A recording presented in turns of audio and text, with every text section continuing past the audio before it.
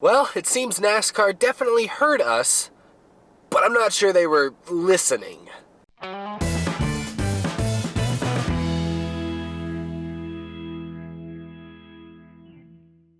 How's it going, everybody? My name is Eric, and welcome to Out of the Groove on the road once again. This week, I am in a lovely Taco Bell parking lot. I know you're all just very jealous of me. Only a couple more episodes of me in my car, and then we'll be back into a new studio that is going to look very nice, and this show will look better than ever before, so I hope you guys can stick with me. But today, I have an important topic to discuss, something that came out last week that a lot of people have been kind of chattering about on social media. I wanted to make this video last week, but I was busy, and then this week, I don't know if you can tell with my voice, but I've been kind of sick. So this is really, I'm going to be muscling through this because this needs to be discussed. So bear with me if I sound like I'm dying. I probably am, but it's for a good cause. So you all have heard all the discussion and the debate about the Aero package NASCAR has in the Cup Series right now, how most people really aren't happy with it, especially at intermediate tracks, how the cars are way too aero dependent and it's produced not the best racing. We've all discussed that, and I have too. We all are aware of that, I hope. If not, go check out some other videos on my channel or just Google it, and there's plenty of other videos out there so you can kind of get the backstory. It's no secret that the Cup Series Aero package needs to change. It's one of the biggest things hurting NASCAR these days is really the last few years, the intermediate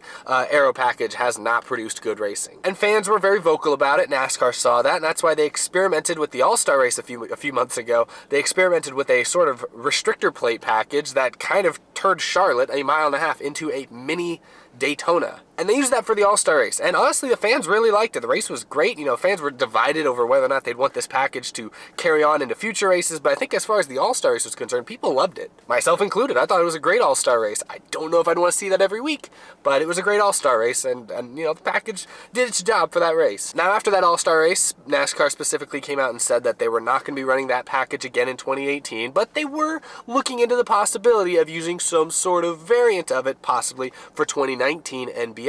And that got a lot of fans stirred up because I think a lot of fans, especially racing purists, don't like the idea of putting restrictor plates on these cars. Fans don't like how it kind of takes some of the skill away from driving these cars if you're just running flat out the whole time. You know, it doesn't give the drivers the opportunity to showcase how good they are. And I completely understand that. I completely agree with that. Most of the drivers didn't really like the Aero package, or at least they were okay with it for an All-Star race, but they didn't want that to be a permanent thing. So you had the majority of fans, I would say, against it being a full-time thing. You had all the drivers saying we don't want this full-time.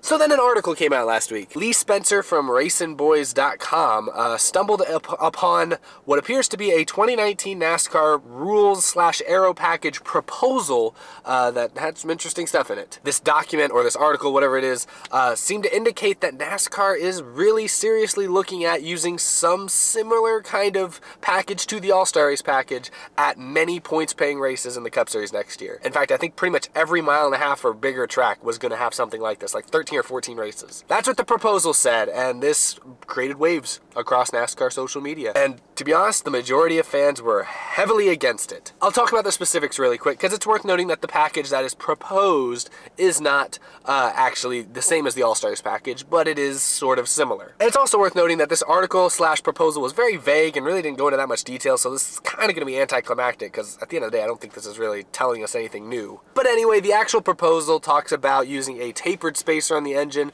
no restrictor plate, just a tapered spacer, but this would lower the horsepower to 550 horsepower, which I don't know a lot about engines, but that's lower than we're used to seeing in NASCAR by a lot. There's some other stuff mentioned in there about removing the driver adjustable track bar and some new digital dash stuff, which all that doesn't really matter to me. That seems like that's a fine decision. But the focus is on that engine thing, the idea that lowering horsepower, which basically just slows the cars down. Albeit they're not using a restrictor plate, but they're still basically accomplishing the same thing. And I think that's what's upsetting a lot of fans, because we've talked all about this Aero package, and it's all about the body of the cars. These cars are so sensitive to side force, down force, all sorts of different forces from every direction. And instead of working on the body of the cars, which I think most fans would say would probably be the best solution, the easiest solution, NASCAR continues to mess with the engines. And now, I don't know if it's a business thing with NASCAR where like the manufacturer said, hey, the cars have to look exactly like this until like 2020 or something like that. So maybe NASCAR legally can't change the way the cars look and the shape of them and everything. But it is interesting to me that they continue to go after the engines. And I just don't think that's the best way to do it. I think, you know, you can have a lot of horsepower.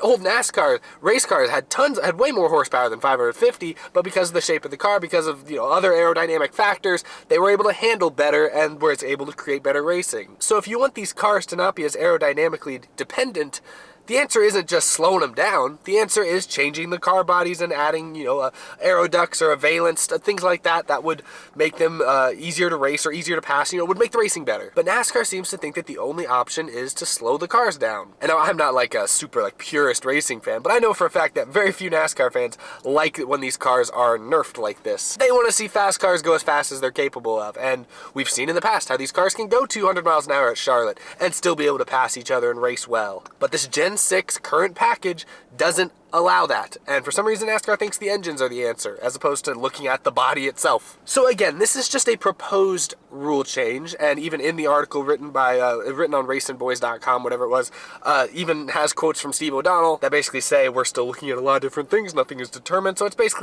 it's still all rumors. Obviously this is a big rumor because it's an actual proposal that has maybe hit some executive's desk at some point, so that's kind of meaningful and important to talk about, but at the end of the day, nothing's been set in stone yet. It's really frustrating, I'd say, as fans. I've heard other people talk about this too, how a lot of the sanctioning body in NASCAR, especially lately, really just doesn't tell the fans anything. They never give the fans a straight answer. They never say, oh, we're specifically looking at this and we think this is going to be how it is. No, it's always, we're kind of looking at this, but we're kind of looking at this. We'll let you know when we figure it out. I don't know if you guys are going to figure it out. I'd kind of stopped talking about the Aero package dilemma lately because I'd come to the conclusion that NASCAR heard the fans. They didn't need us to complain about it anymore because they knew it was bad and needed to change it. But I do feel a little bit let down because I did not think they were going to change it to what they're proposing. Again, just a proposal, not a guarantee, but the fact that this is even crossing their minds as a possible good option is disappointing to me. And it's also disappointing because it just kind of comes out of nowhere. We don't really know their thought process behind this decision. Because when I look at the initial tweet on Twitter that kind of announced this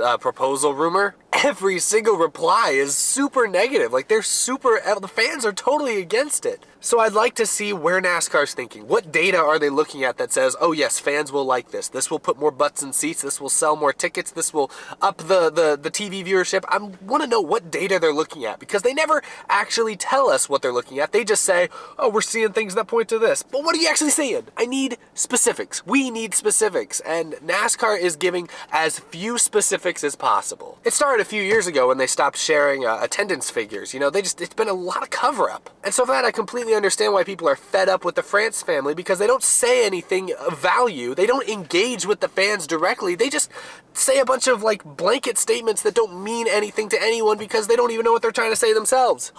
Communication is key, especially this day and age. And right now, NASCAR and its top figures are not communicating anything to the fans. The fans are fully left to speculate everything until all of a sudden, here's a new rule. We have no idea why they chose that rule or why it's there, but there's a new rule. NASCAR is not giving its fans any sort of explanation as to why they make any of these decisions. Brian France was on Sirius XM radio not that long ago, and when asked about schedule changes, he just made vague comments oh, the schedule's pretty full.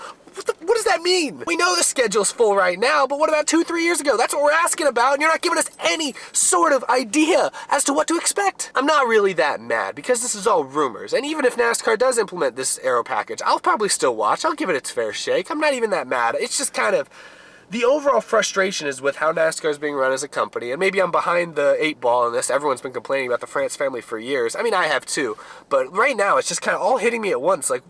What are they doing? They're just terrible communicators across the board. There's no other way to say it. Anyway, gosh, I don't know. I guess this is supposed to be mostly about the Aero package. I basically just vented about the NASCAR management. As far as the Aero package is concerned, this proposed thing, I don't know if it'll be any good or any worse. I don't think this is the best answer, but could it be better than what we have now? Maybe it will. I mean, I was skeptical about the All-Star package, and it was a fun race. I know it wasn't real racing. It was very contrived, but it was a fun race. So, whatever NASCAR throws out there, I'll give it its fair shake, but God, I just wish they would be more direct with their consumers as to what they're thinking and why they make decisions that they make. And they do not do that at all. Maybe they don't have to. They don't really owe us anything. But, NASCAR is struggling a little bit more than they used to be. And, it might be nice to give the fans something to look forward to or to say something to show the fans that you're thinking about them, instead of just kind of ignoring them. Because that's kind of how it feels right now. And that's not, it's not good. Anyway, guys, that is my show. God, I picked a bad day to get angry. I can barely talk as it is. Thank you so much for watching. Thank you, of course, to our amazing Patreon sponsors. We added another one right there. You too can be a Patreon sponsor and get all the benefits and extra perks from that. Check that link down below. You can follow me on Twitter, Instagram, check out other episodes of the show, all of that stuff. Thank you guys again for being awesome and bearing with me during this odd transition period of the show.